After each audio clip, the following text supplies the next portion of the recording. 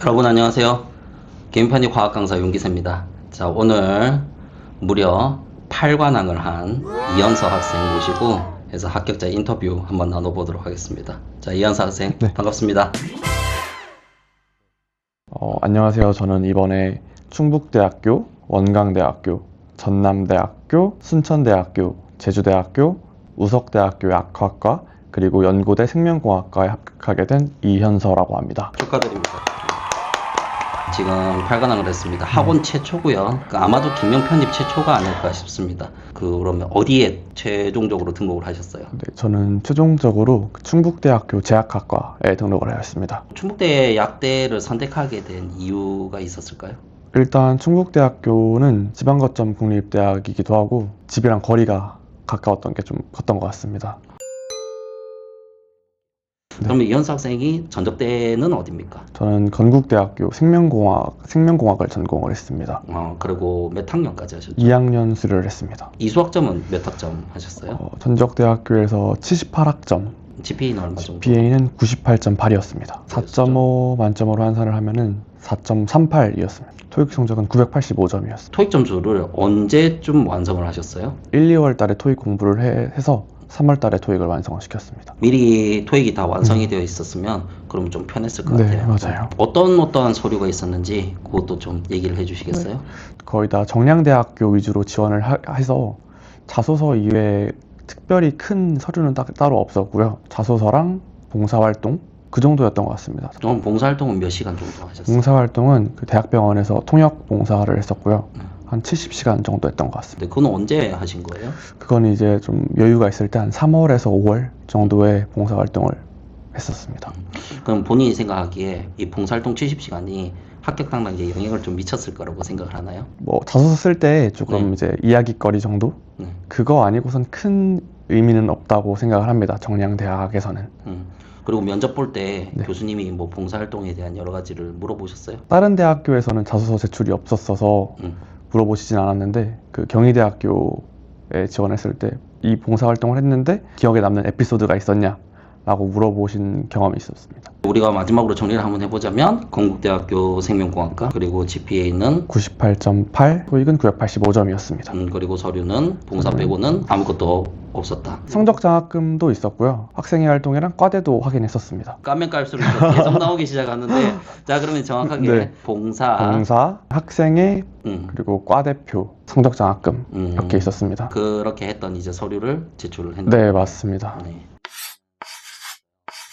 학생이 합격한 학교 시험 스타일이 어떻게 했는지 우리가 한번 물어볼 텐데 연대부터 한번 얘기를 해볼까요? 연대는 일단 객관식이랑 주관식이 같이 나오는 형태의 문제였고요. 시험 시간이 그래도 꽤 넉넉했던 편이었던 것 같아요. 학원에서 배운 내용으로도 충분히 다 풀 수 있는 내용이었는데 마지막 한 문제가 조금 어려웠던 기억이 납니다. 그 문제 제외하고는 나머지는 다 선생님께 배운 내용으로 다 커버가 가능한 정도의 난이도였다라고 생각을 합니다. 그 문제는 다 틀렸다고 봐야 돼요. 네. 화학만 얘기했는데 생물도 간단하게만. 생물 같은 경우에도 학원에서 배운 내용 그 이외에 일반 생물학 넘어가는 내용이 거의 없었던 것 같아요. 그래서 제가 아는 것 최대한 다 쓰고 검토도 여러 번 했던 것 같습니다.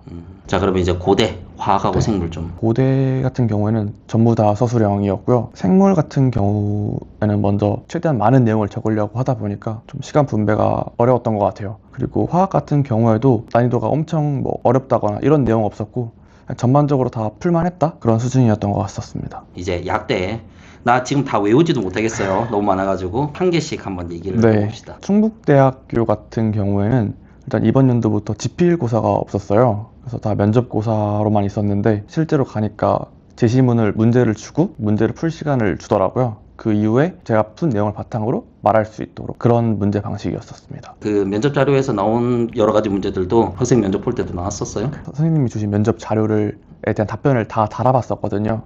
물론 그걸 다 외우진 못했지만 그런 걸 답변을 달아본 것만으로도 이런 답변이 있었던 것 같은데 라고 생각하면서 적용을 했던 것 같아요. 이제 원광대. 네. 원광대는 문제가 참 맞아. 문제가 정말 진짜 네, 쉽지 않았습니다. 사람 잡는 네. 문제입니다. 네, 맞아요.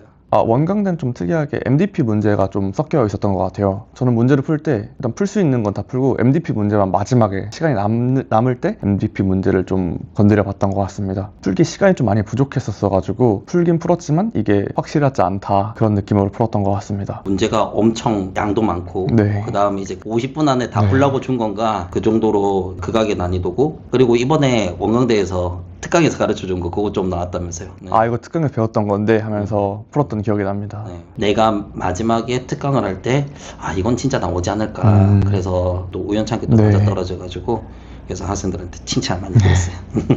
생물은 좀 못했어요. 일반 생물학은 아니었던 것 같아요. 들어보니까 양리학학 같은 데서 많이 내용이 나왔다고 하더라고요. 최대한 풀 수 있는 내용 지어가면서 풀었던 것 같습니다. 제주대학교는 문제가 굉장히 쉬웠던 걸로 기억을 합니다. 그날 바로 이제 면접까지 봤기 때문에 전반적으로 그냥 할만하다? 실수만 안 했으면 붙었을 것 같았습니다. 제주대가 항상 이제 시험을 치러 가는 애들이 별로 없어요. 왔다 갔다 하는데 너무 힘드니까 네. 좀 약간 비밀리에 꽁꽁 쌓여 있어요. 그래서 물리가 나온다 안 나온다 그런 말들도 되게 네. 많은데 원래 작년까지만 해도 모집 요강에 그 물리가 포함되어 있었는데 네. 이번 연도부터 그게 사라졌더라고요. 혹시나 몰라서 공부를 해가긴 했는데 시험에서 아마 안 나왔던 것 같습니다. 그러면 일반학만 해가지고 총 몇 문제가 나왔어요? 25문제? 안 그러면 20문제? 그거보다는 조금 많았던 것 같기는 해요, 문제수가. 문제수가 좀 네. 나왔어요? 한 30문제 정도? 네. 생물은 뭐 몇 문제 헷갈리는 문제가 있었는데 그런 건 또 아무도 안 했을 것 같은 그런 거였어서 그거 이외에는 다 평이했던 것 같습니다. 물리라든지 유기화학이 하나도 나온 적은 없다. 네. 얘네는. 전남대? 저는 전남대 시험을 보고 나와서 좀 망쳤다라는 생각을 했었어요. 왜냐면은 전남대가 이제 마지막에 그 단답형 문제가 나오잖아요. 단답형 네, 주관식. 그 부분에서 문제 하나를 실수를 해가지고 떨어졌겠구나 생각을 했는데 최초합으로 붙은 걸 보면은 다른 문제를 다 잘 풀지 않았나 싶습니다. 화학의 난이도도 실수만 안 한다면 다 풀 수 있었던 문제였던 것 같아요. 네, 난이도가 이제 굉장히 좀 편했다 볼 수 있고 생물은 좀 어땠습니까? 전남대 생물이 말장난이 되게 심했던 걸로 기억이 나요. 진짜 사소한 단어 하나하나씩 이렇게 바꿔가면서 문제를 좀 빠르게 읽어서 실수를 했다면 좀 많이 그거에 틀렸을 수도 있는 그런 스타일로 나오구나. 네. 순천대? 화학 같은 경우는 문제가 쉽기도 쉬웠고 그리고 유기2가 아마 좀 많이 나왔던 것 같아요. 그리고 뒤쪽에는 분석화학도 많이 나왔는데 분석화학도 이제 좀 사람들이 안 배울 법한 그런 부분에서 내용이 나와서 이걸 문제를 딱 보고 이거는 맞추라고 낸 문제가 아니구나 싶었습니다. 그리고 선생님이 알려주신 유기2에서 내용들이 좀 많이 나와가지고 이게 나왔네 이러면서 문제를 풀었던 기억이 납니다. 생물도 굉장히 쉬웠던 기억이 나요. 또 실수 하나 하면은 좀 큰일 나겠다 하면서 좀 집중해서 풀었던 기억이 납니다. 그럼 순천대는 화학이든 생물이든 전체적으로 좀 쉬웠던. 그리고 우석대? 네, 우석대도 작년에만 하더라도 굉장히 걱정을 많이 했는데 이번 연도에는 출제하신 교수님이 바뀌신 건지 일반 생물학이랑 일반 화학 범위였던 것 같습니다. 걱정했던 것보다 문제가 왜 이렇게 쉽지? 라는 생각이 들었던 것 같아요. 도대체 이게 일반학 문제인가 네. 아닌가 정도. 올해도 그런 수준이었어요? 올해는 오히려 좀 더 이게 우석대학교가 맞나 싶은 정도로 약간 경향이 좀 바뀐 것 같더라고요. 그래서 편안하게 풀었던 것 같습니다. 강한 것 같아요. 네. 그냥 혹시라도 빠져 있으면 여러분들이 찍어서 얘기해 주시면 다시 촬영하겠습니다. 어떻게 공부했는지 시청자분들이 되게 궁금해할 것 같아요. 저는 화학 같은 경우에는 그냥 윤기세 선생님 커리큘럼을 쭉 따라갔습니다. 상반기 때는 개념 위주로 공부를 했을 때 워크북이랑 이제 나눠주신 스터디 자료까지 활용을 해가지고 문제를 풀었고요. 하반기 때는 이제 문제풀이 강의가 들어오게 되면서 문제풀이를 하는데 중간에 고급화학을 한번 또 수강을 하다 보니까 개념이 좀 헷갈릴 때가 있더라고요. 아무래도 그런 부분이 이제 다시 복습하면서 헷갈렸던 개념들 다시 확인을 하고 모의고사를 보면서 다시 까먹지 않게 리마인드하고 계속 복습했던 것 같습니다. 몇 월 달부터 시작을 하신 거죠? 1월 달부터 시작을 했었습니다. 그럼 1월 달 기초부터? 네. 화학 공부하실 때 힘든 점은 없었는지? 단원별 기출 문제 풀 때 이제 가장 힘들었던 것 같습니다. 이게 양이 워낙 많으니까 사실 상반기 때는 이제 스터디 자료까지 다 풀었었는데 하반기 때 되니까 그걸 건들 수가 없더라고요. 그래서 최대한 선생님께서 수업하시는 부분 위주로 그 부분을 최대한 가져가야겠다. 그 부분을 가장 중점적으로 공부를 했던 것 같습니다. 화학을 진짜 너무 하기 싫다. 또는 이제 슬럼프 같은 그런 이제 시기는 혹시 있었나요? 저는 한 11월, 12월 이때쯤이 가장 힘들었던 것 같아요. 파이널을 보는데 처음에 점수가 너무 안 나오는 것 같은 거예요. 제 생각하는 것보다 재수해야 되나 약간 이런 생각도 들기도 하고, 시험을 보는데 점수가 엄청 고득점이신 분들이 있었는데 내가 좀 너무 부족한 게 아닌가 그런 생각이 들기도 했었습니다. 근데 오히려 그게 더 동기부여가 돼가지고 더 열심히 할 수 있었던 것 같아요. 근데 그러면 그 파이널이 참 힘들었다고 했었는데 네. 등수는 어땠었나요? 그때 선생님께서 성적표를 보여주셨잖아요. 네. 그 성적표 안에는 대부분 들었는데 안 든 적도 있었던 것 같습니다. 근데 안에 들어갈 때가 훨씬 더 네, 많았죠? 들어갈 때가 더 많았습니다. 그럼 잘했습니다. 네. 이어가지고 그 화학 수업 들으면서 도움이 됐었던 파이널 모의고사 그래도 가장 도움이 됐던 것 같아요. 거. 왜냐면은 기존의 문제를 풀 때는 따로 뭐 시간을 재서 풀지는 않았는데 시험을 재서 문제를 푸니까 문제가 눈에 잘 안 들어오더라고요. 그런 연습을 하다 보니까 선생님께서도 계산 문제는 나중에 풀라고 이렇게 말씀해 주셨잖아요. 실제 시험장에서 그렇게 문제를 푸는데 도움이 됐던 것 같습니다. 또 하나 이제 궁금한 게 있는데 생명공학하면 화학생물 전공자잖아요. 학원에서 배우는 부분하고 차이가 많은지 안 그러면 좀 비슷한지 그걸 좀 여쭙고 싶네요.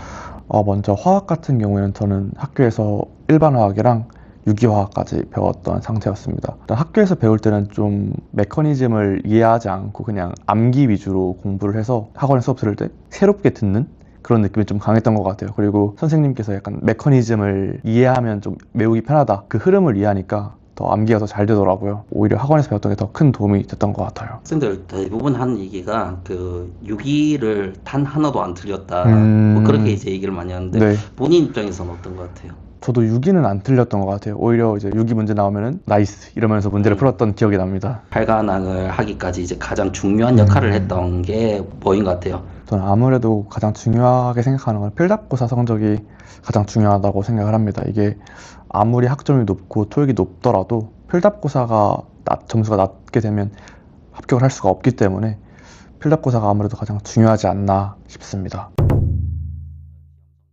후배들한테 추천하는 파트가 있을까요? 저희가 뭐 기초부터 해서 다 들었잖아요. 네, 전 아까도 말씀드렸지만 파이널 모의고사에서 가장 큰 도움을 받은 것 같아요. 실전에서 문제 푸는 것처럼 연습하는 게 진짜 중요하다고 느꼈습니다. 제가 만약에 실전 모의고사를 안 듣고 시험장에 가서 앞에서부터 문제를 하나하나씩 풀었더라면 아마 합격을 못했을 것 같아요. 애들이 막 이제 겁먹고 시험 치는 걸 자꾸 두려워하고 도망가고 그렇게 많이 했었는데 결국은 어떻게 된다?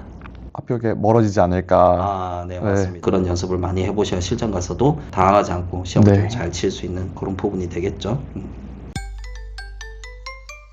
마지막으로 편입 후배들에게 그 한마디 해주시죠. 저는 이 편입이라는 것 자체가 TO도 늦게 나오고 모집 요강도 늦게 뜨다 보니까 저도 마찬가지고 불안함이 좀 컸던 것 같아요. 그런 불안감을 가지고 있더라도 마음을 좀 붙잡고 자기 할 거 묵묵히 한다면 좋은 결과가 있지 않을까. 이 영상을 언제 보실지 모르겠지만 최대한 그냥 할 거 하고 충분히 합격할 수 있지 않을까 싶습니다. 오늘 8관왕을 한 이현서 학생 모시고 학교생 인터뷰 나눠봤습니다. 여러분들이 편입을 준비하는데 조금이나마 도움이 됐으면 하는 그런 마음으로 현서 학생이 또 흔쾌히 유튜브에 또 출연해 주셨어요. 출연해 주셔서 감사합니다. 아닙니다.